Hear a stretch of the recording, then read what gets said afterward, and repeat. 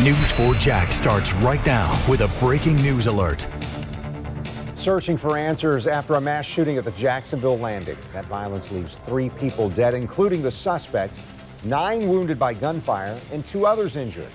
A joint investigation now underway with law enforcement in Baltimore. Just 15 minutes ago, the FBI left the home of this man, suspected shooter David Katz. JSO says after the mass shooting, Katz turned the gun on himself. We're now looking at a live picture of Chicago Pizza. This is where the shooting happened at the Landing downtown. Now, that 24-year-old was inside the Good Luck Have Fun gaming bar participating in the Madden NFL 19 tournament at the Jacksonville Landing. It's connected to Chicago Pizza, and we've learned someone inside the business was doing a live stream when the gunfire erupted. We have that video, and you can hear the gunshots. We want to warn you, it is disturbing. Got a lot of good games going on. It's a lot. It's going to be hard to get them on stream. It's not a lot. It's not a tough out today. Excuse me, not an easy out. Oh.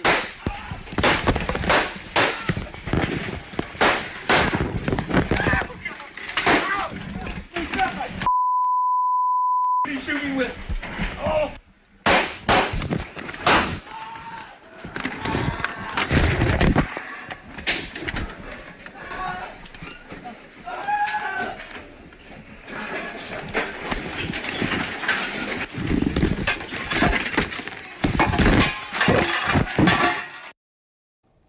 It's just chilling. The News 4 Jax I-Team now is digging into the background of the suspected shooter, 24-year-old David Katz, and we found a clip showing him from a competition years ago. Yeah, it was broadcast by EA Sports in partnership with the NFL. So listen to what the commentators had to say about Katz, also known as Bread in the gaming world. You are not going to see much emotion from our guy, Brett. This dude is a man David Katz keeps to himself. He's a man of business. He's not here for the experience and to go out, this, that, and the third. He's not here to make friends. He's all business. He's focused, and to even get him to open up to talk to you about anything, it's like pulling teeth, man. So we've been covering this story since it broke early this afternoon. We first notified you on our News 4 Jax app. Here's a copy of what that looked like. The landing has been cleared, but it's still a crime scene, and JSO wants people to stay away while they continue their investigation. And here's what we know right now. At 1:34 this afternoon, dispatch received the first 911 call. Then 2 minutes later, the first officers arrived on the scene and were told they found 3 people dead, including the shooter. Jacksonville Sheriff Mike Williams confirms 9 others were shot and survived. They were taken to 2 local hospitals, UF Health and Memorial. About an hour ago, 4 were released from UF Health, and all are expected to be okay. In addition to those gunshot victims, 2 other people were treated for other injuries. Well, one of the victims tweeted this earlier, saying, "I've never been more afraid for my life. I'm absolutely shook. I'm literally in tears. I've been to a lot of Madden events. This was the worst thing I've ever witnessed in my life. I love all of you guys. My heart goes out to all Madden families today. I'm so thankful I'm alive. I'm sick to my stomach. I'm still shaking. I can't believe a bullet hit the wall beside me.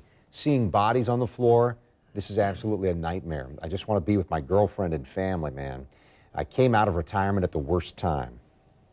Now, Governor Rick Scott visited with some of the shooting survivors. He did that at Memorial Hospital tonight alongside Jacksonville Mayor Lenny Curry. And one of the gamers wounded during the mass shooting at the Landing posted this photo on Twitter, and you could see the governor, the mayor, smiling there, happy this young man made it through such a tragedy.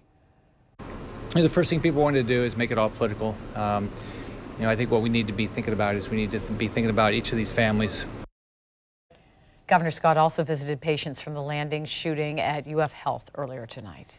800 miles north of Jacksonville, ATF and FBI agents moved in on a Baltimore townhome believed to be connected to gunman David Katz. They were searching for clues as to why Katz opened fire at today's Madden tournament. Neighbors say his father lives at the Baltimore City home and that the people have seen Katz around the neighborhood before. All right, News 4 Jax I-Team reporter Vic Michelucci is planning to be in Baltimore in the morning and will be arriving in the city about 11 a.m. We're going to have live reports from the shooting suspects throughout the day on air and on our Facebook page, WJXT4, the local station.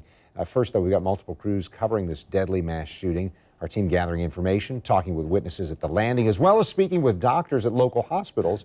We start our coverage with Vic Michelucci. Well, investigators believe that David Katz did live in Baltimore. That's why there was such a big presence there. We have learned he was a competitive gamer for several years. He went by the nickname Bread. So he had been on broadcast with EA Sports and the NFL before. He was known within this small group of people. He won tournaments, so it's safe to say that he was fairly known in that community. Here's a video. We showed it to you earlier. We want you to watch it one more time. It shows him about 2 years ago competing. Listen closely to how the commentator describes him. You are not going to see much emotion from our guy, Brett. This dude is a man David Katz keeps to himself. He's a man of business. He's not here for the experience and to go out, this, that, and the third. He's not here to make friends. He's all business. He's focused. And to even get him to open up to talk to you about anything, it's like pulling teeth, man. A little bit chilling to listen to that. Now, I want to show you this. This is a look at the roster from today's competition. We found it online. It shows a few dozen gamers registered, including Katz. We circled it right there toward the center of your screen. So we know that he was there in Jacksonville at Chicago Pizza to play in the tournament. He was registered. Now, Jacksonville Sheriff believes he came down yesterday and spent the night somewhere here in Jacksonville. This is video showing a vehicle linked to him being towed away from a parking garage in that area. Meanwhile, in Baltimore, the FBI and the ATF just finished searching for clues at a condo complex where he possibly lived. We're told they cleared the scene. They had the bomb squad and canines there. We found records showing a man named Richard Katz living on that street. He's in the right age group to be potentially David Katz's father. We are still looking at the records. So far, though, have not found any criminal history. We're going to continue to search for clues about what happened here and what potentially set Katz off. I'll be flying to Baltimore in the morning. All right, Vic. Thank you so much. Many people were eyewitnesses to the shooting, or they were outside the game room and heard the gunfire. News4Jax reporter Ethan Calloway joining us live with what some of the witnesses have told him. Ethan? Hey, Ken, so many of those people made their way a block over here from the landing immediately after that shooting with some incredible stories. Some say they saw the gunman himself, some heard the gunshots, others helped those who were hurt. Using a nearby restroom, homeless veteran Thaddeus Gilder says he heard gunshots and ran into the bar where the shooting was happening. It was as soon as I heard third shot, I went around, seen a guy that was laid on his stomach, turned him over, fell for his pulse. There was no pulse. Took off my shirt, pulled up his shirt, applied pressure to the wound. I felt it again, he had a pulse. So you believe you saved his life? Yes, I saved his life. Others also worked to get people to safety as the shots were fired. Taylor Poindexter and her boyfriend were in Jacksonville specifically for the gaming tournament. They say they had just sat down at the bar to order pizza when the shooting started. We got a glimpse of the shooter, but we didn't get like a face or anything like that. We just saw somebody just like standing there with two hands on a gun and just walking back. The first gunshot sounded like a balloon pop, and then second, third, and fourth one, we just seen like everybody moving quickly to the front to the exit. So we went down and we're crawling out trying to make sure that we okay. In the chaos of trying to exit the bar as the gunman fired shots, Poindexter sprained her ankle. And my girlfriend at one point was behind me and I didn't see her, so after a few seconds I saw her emerge and she said, "Babe, I can't walk." I went back to grab her, got her way to safety at a restaurant next door. I never expected and I never want to go through it again.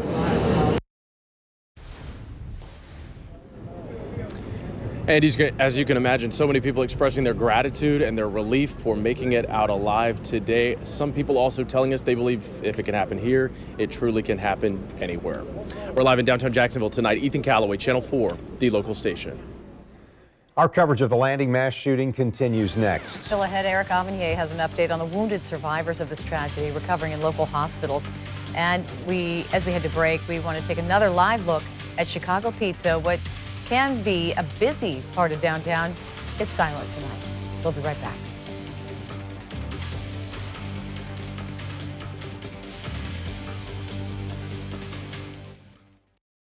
Two of our local hospitals were pressed into action, and they reacted swiftly to treat the gunshot victims from today's mass shooting at the Landing.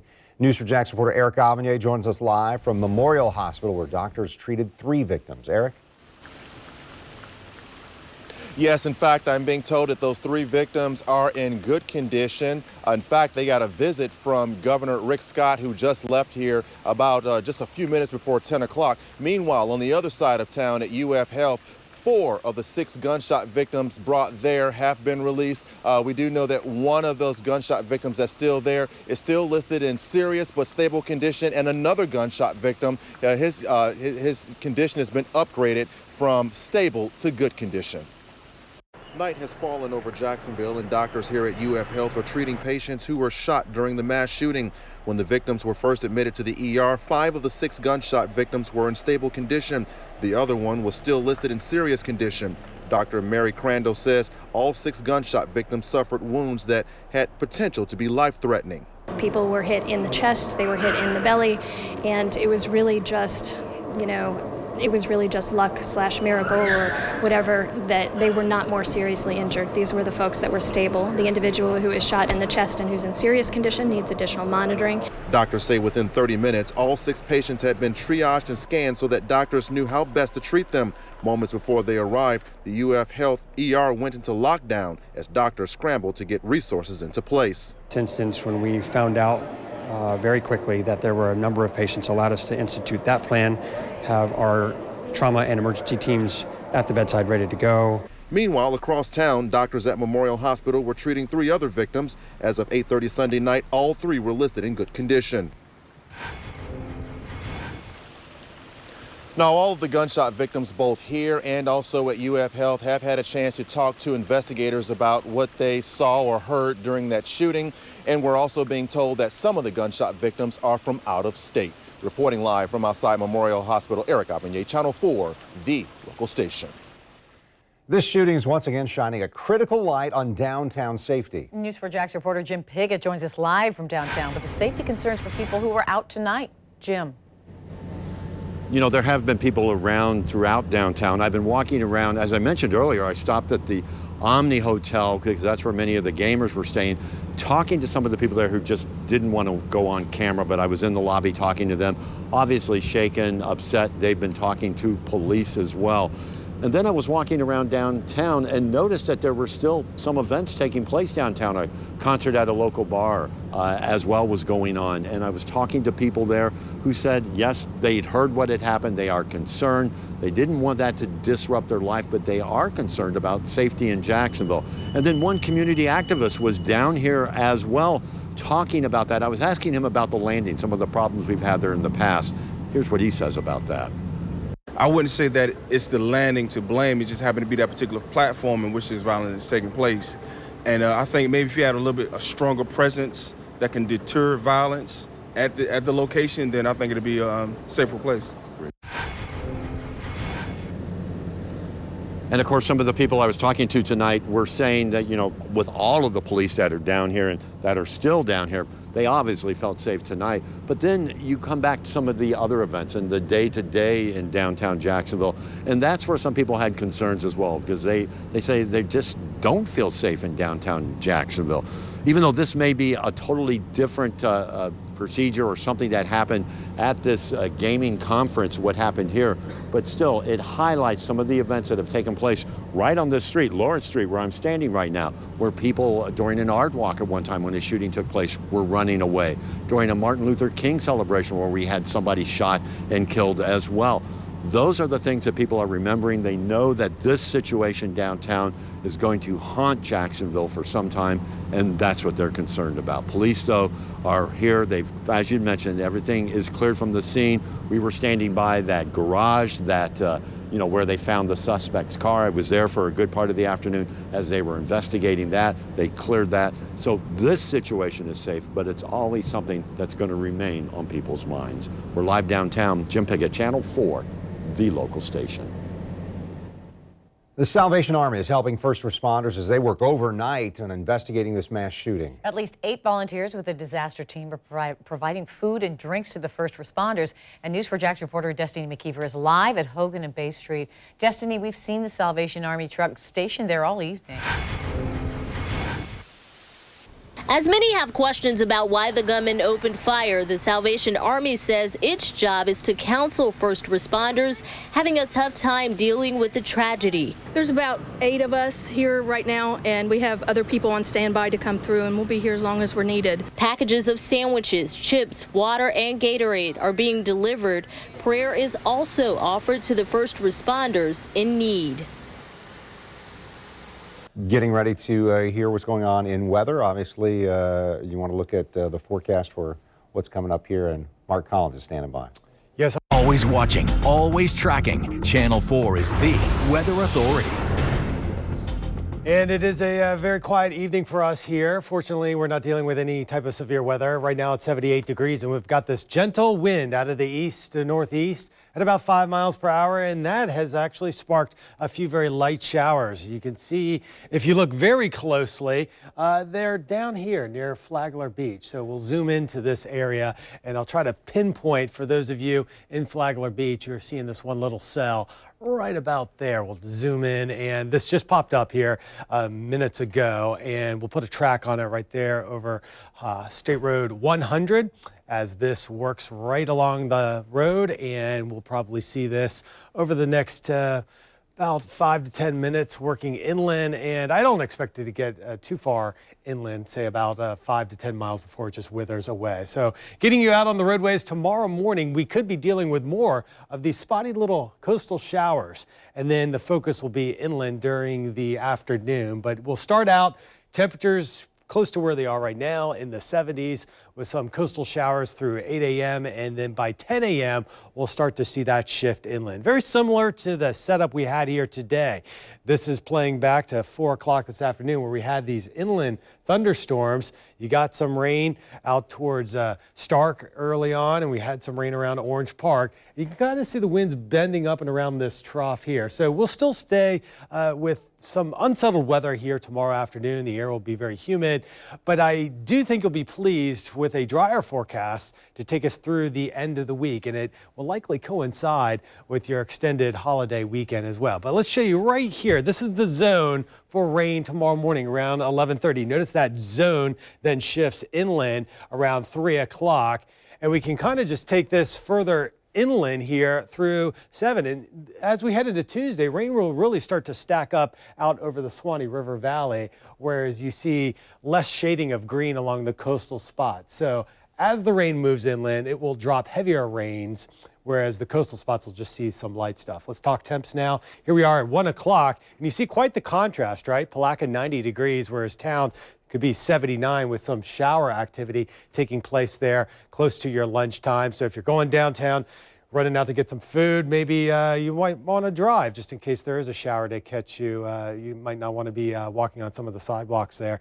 Temperatures won't be nearly as hot as today. We did manage to climb 90 degrees tomorrow, probably some upper 80s. I'm keying in on this brown out here. This is some drier air, and I think by the end of the week that gets in here. So the forecast has lower rain chances, down to 20% for Saturday.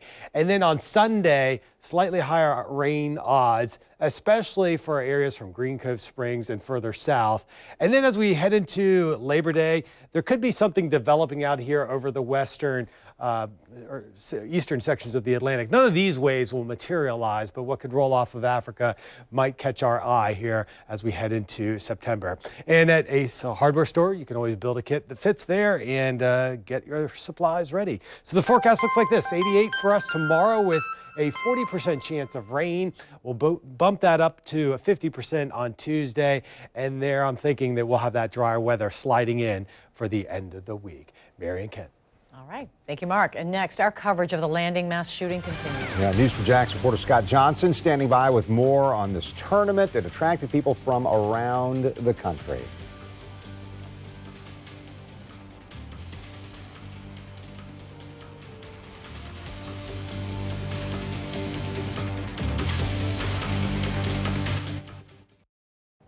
The tragedy at the Landing happened at an event very popular with football fans. Others may not be quite sure what this is all about, though. News for Jax reporter Scott Johnson tells us more about these Madden tournaments that draw thousands from around the country. Scott? As far as video games go, Madden is one of the most famous that is in existence and has been for decades. It has been a game named after NFL legend John Madden, started back in the 80s, and every year they release a new version of the video game. That's why it was Madden 16, Madden 17, Madden 18. Now they're playing Madden 19 going into the new year. They were playing it right across the river in the Chicago Pizza area where they had the video games, and a lot of people show up. They do these regional tournaments, and then you go to the national tournament where you get prominence. You get a big cash payout. This has almost become a sport in and of itself, this professional gaming, particularly with this Madden, which really is all about NFL fans going head-to-head in tournaments like these. Madden tournaments are video game tournaments for the video game named after NFL legend John Madden. NFL and video game enthusiasts, often young men, compete to see who's the best. The tournament at the Landing was regional, with the winners advancing to a national tournament, which offers large cash prizes.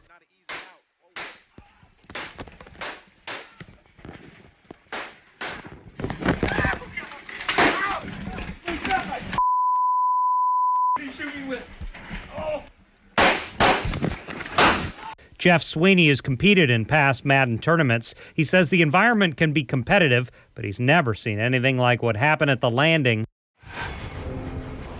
And EA Sports produces the game. They put out this statement: "We are aware of an incident at a sanctioned Madden Championship Series competition in Jacksonville.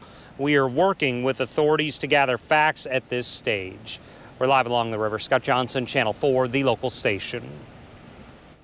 And after this break, a final recap of what we know about this tragedy. Also, a look ahead to what the morning show is working on. We'll be right back.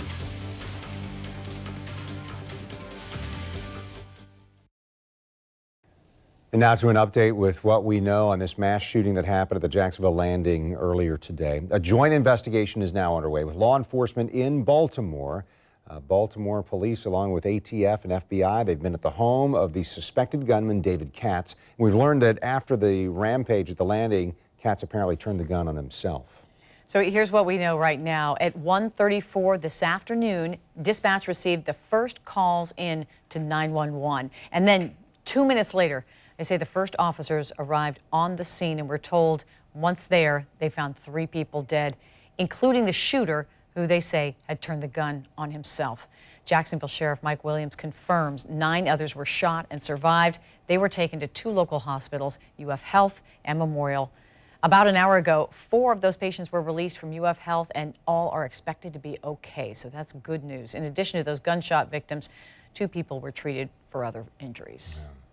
Our morning show crew already in the building and already working hard to put together their newscasts for you. This is one of our producers working on the 5 a.m. show. Coming up at 7:15 tomorrow morning, representatives from the Justice Coalition of Jacksonville, they'll discuss the impact of this violence and the call for justice out of this. Then at 7:30, a witness is joining us. They'll be in studio here and describe the chaos they experienced downtown. 7:45, a forensic psychologist joining us live to discuss the mental state of that suspected gunman. Also at 8:15, the father of a local murder victim speaks with the morning show anchors, how local violence has impacted him and his loved ones in the years following the death of Jordan Davis. All of that is what you don't want to miss. You know, we've been telling you that it took place during a Madden NFL tournament, and as we were looking at that chilling video, and you were pointing out, Kent, that you could see a red dot, appears to be a laser pointer, visible on the chest of a player just seconds before those first gunshots rang out. It has been a very difficult day, but we thank you for joining us. Our coverage continues at news4jax.com. Don't forget the morning show starts at 4:30 a.m.